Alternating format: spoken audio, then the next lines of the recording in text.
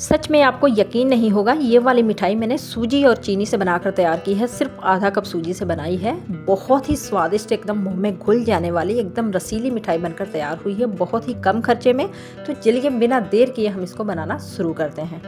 तो इसको बनाने के लिए सबसे पहले हम लेंगे आधा कप सूजी का। तो बारीक वाली सूजी लेनी है। अगर आपकी सूजी मोटी वाली है तो आप एक बार मिक्सर जार में डालकर चला लीजिएगा, तो आपकी सूजी बारीक वाली हो जाएगी।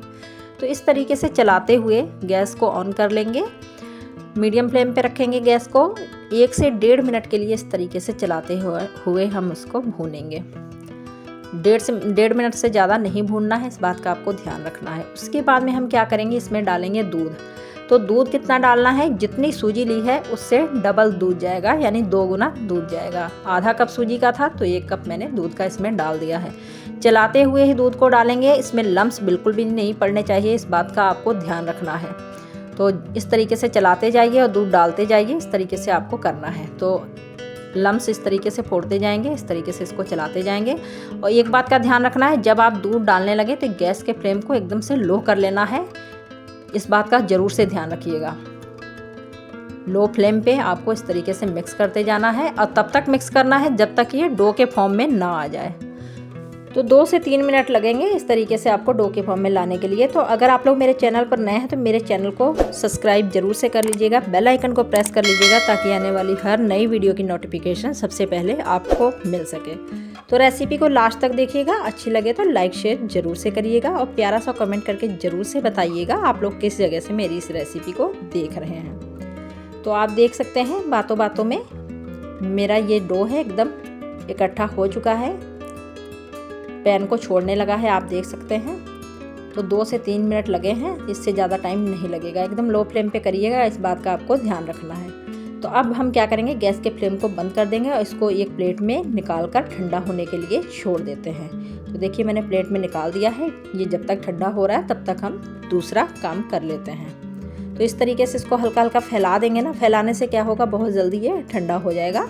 तो ठंडा करना ज़रूरी है क्योंकि इसको हम थोड़ा मसलेंगे, तो ठंडा होना ज़रूरी है। तो चलिए अगली तैयारी देख लेते हैं। तो अब हम क्या करेंगे, थोड़े से ड्राई फ्रूट लेंगे। तो मैंने कुछ बादाम, काजू, किशमिश, पंपकिन सीड, 2 इलायची मैंने ली है। तो अब क्या करेंगे, जो किशमिश है ना उसको अलग कर देंगे और बाकी सारे ड्राई फ्रूट्स को हम इस तरीके से मिक्सर जार में डालकर इसका पाउडर बनाकर तैयार कर लेंगे।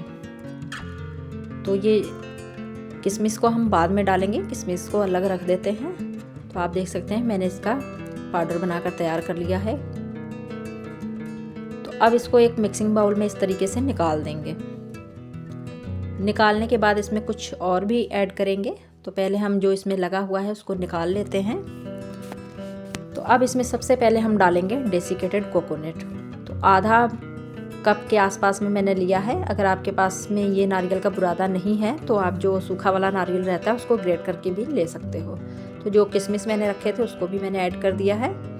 अब इसमें हम डालेंगे 2 चम्मच के आसपास में मिल्क पाउडर। तो मिल्क पाउडर ज़रूर से डालिएगा, इसका टेस्ट और भी बढ़ जाएगा। सारी चीज़ों को अच्छे से मिक्स कर देंगे। इसमें चीनी नहीं डालना है, इस बात का ध्यान रखना है आपको।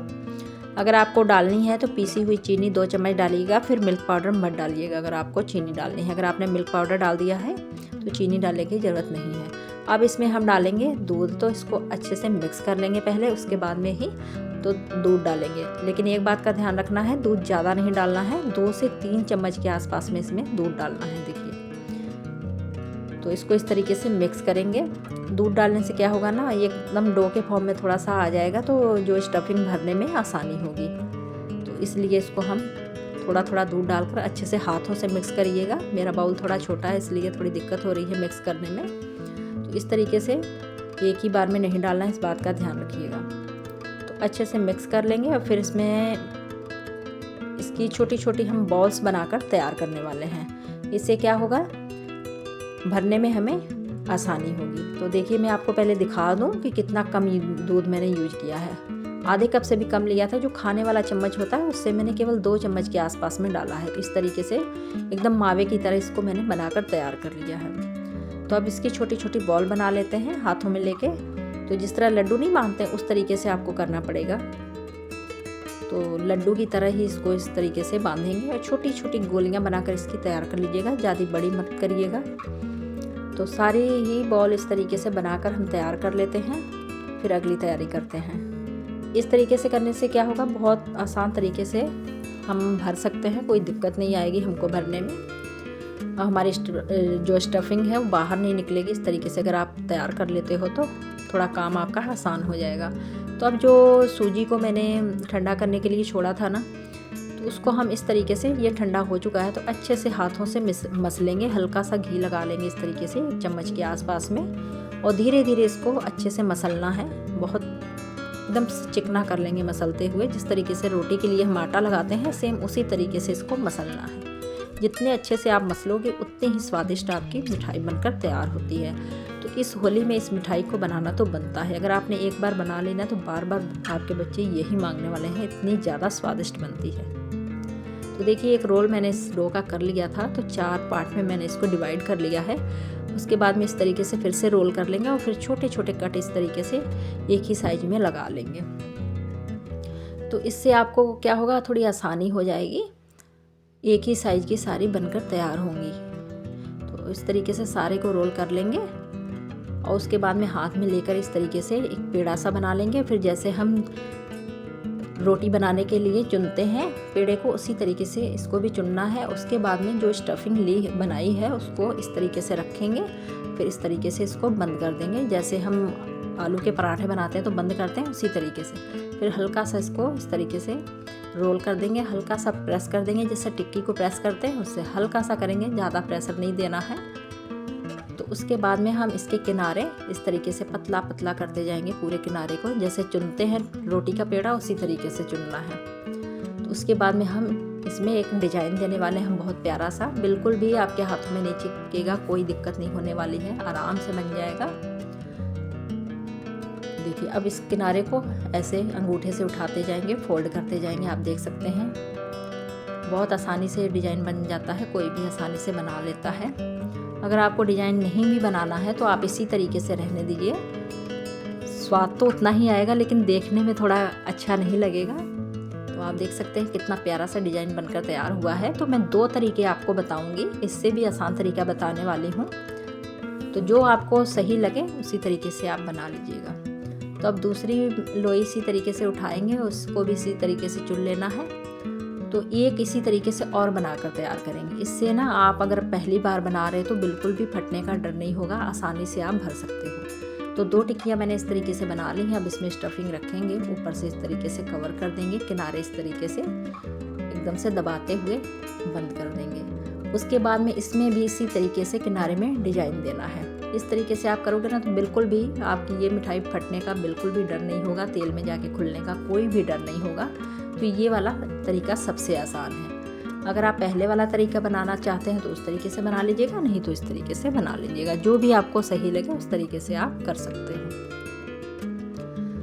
तो इस तरीके से सारे में देखिए मैंने बहुत प्यारा सा डिजाइन बना लिया है। आप लोग बताइएगा आप इस मिठाई को कौन सा नाम देना चाहते हो, किस जगह से मेरी इस रेसिपी को देख रहे हो, आप लोग को मेरी रेसिपी कैसी लगती है। इस तरीके से सारी मिठाई को बनाकर हम तैयार कर लेंगे। तो चलिए अगली तैयारी कर लेते हैं। अब इसके लिए एक चाशनी बनाकर तैयार करेंगे। तो आधा कप सूजी का था, तो चाशनी बनाने के लिए आपको 1 कप चीनी का लगेगा। 1 कप चीनी और 1 कप इसमें पानी जाएगा। आधा कप मैंने और डाल दिया है, यानी 1 कप चीनी का और 1.5 कप पानी का इसमें जाएगा। और उसमें 3 इलायची इस तरीके से मुंह खोल के हम इसमें डाल देंगे। इसका फ्लेवर बहुत बढ़िया आता है, इलायची ज़रूर से डालिएगा। अब इसको हम क्या करेंगे, चलाते हुए चीनी को अच्छे से मेल्ट करेंगे, फिर इसमें उबाल आने देंगे। और एक बात का आपको ध्यान रखना है, ये जो चाशनी बनाकर तैयार करनी है, कोई एक तार की चाशनी नहीं बनानी है, चिपचिपी सी चाशनी बनाएंगे, जैसे कि आपका रिफाइंड ऑयल रहता है उस तरीके से बनाकर तैयार करनी है। हल्की चिपचिपी होनी चाहिए, कोई तार नहीं बननी चाहिए इसमें, इस बात का ध्यान रखना है। तो देखिए चाशनी हमारी बनकर हो चुकी है तैयार। अब हम क्या करेंगे, इसको एक किनारे रख देते हैं, गैस के फ्लेम को ऑफ कर देते हैं। और फिर हम क्या करेंगे, जो हमने मिठाई बनाकर तैयार की है उसको हम फ्राई करेंगे। तो तेल को मैंने गर्म होने के लिए रख दिया था, तेल अच्छा गर्म हो जाए तभी इसको इसमें डालना है। तो सारी मिठाई को मैंने इसमें डाल दिया है। तो इस तरीके से उलटते पलटते हुए हम इस मिठाई को फ्राई करेंगे। तो आपको ये एक बात का ध्यान रखना है कि तेल ऐसा नहीं है कि हल्का सा गर्म हो तो आप इसमें डाल दो, नहीं तो आपकी मिठाई सारी इसमें बिखर जाएगी। तेल अच्छा गर्म होना चाहिए। जिस तरीके से आप पकौड़े बनाने के लिए तेल गर्म करते हो, सेम उसी तरीके से तेल गर्म होना चाहिए। तभी इसमें आपको सारी मिठाई को डालकर इस तरीके से फ्राई कर लेना है। उलटते पलटते हुए प्यारा सा कलर आने तक इसको फ्राई करेंगे। तो यकीन मानिए बहुत ज़्यादा स्वादिष्ट बनती है। मार्केट में भी इस तरीके की मिठाई नहीं मिलेगी आपको। तो इस तरीके से आप लोग होली में ज़रूर से बनाइएगा और कमेंट में ज़रूर बताइएगा आप लोग को मेरा मिठाई बनाने का तरीका कैसा लगा। बर्फ़ी रसगुल्ले सब भूल जाएंगे अगर आप इस तरीके से एक बार बनाकर खाएंगे तो। बहुत ज़्यादा स्वादिष्ट बनती है। किसी भी त्यौहार पे आप इस तरीके से बना सकते हो। तो आप देख सकते हैं कितना बढ़िया सा कलर आया है। इसको फ्राई करने में मुझे लगभग में 3 से 4 मिनट के आसपास में लगे थे। आप देख सकते हैं कितना बढ़िया सा कलर आया है। डिजाइन भी देखिए कितनी बढ़िया इसमें आई है, आप देख सकते हैं। तो अब इसको हम फ्राई कर निकाल लेंगे और फिर हम चाशनी को देखेंगे। चाशनी हमारी हल्की गुनगुनी ही होनी चाहिए, तभी हम इसको इसमें डाल देंगे मिठाई को। अगर आपकी चाशनी ठंडी हो चुकी है तो हल्की सी गुनगुनी कर लीजिएगा, लेकिन एक बात का ध्यान रखिएगा, ज़्यादा गर्म आपकी चाशनी नहीं होनी चाहिए। अगर ज़्यादा गर्म चाशनी में आप डाल दोगे ना तो ये आपकी मिठाई उसी में बिखर जाएगी। इस बात का आपको ध्यान रखना है।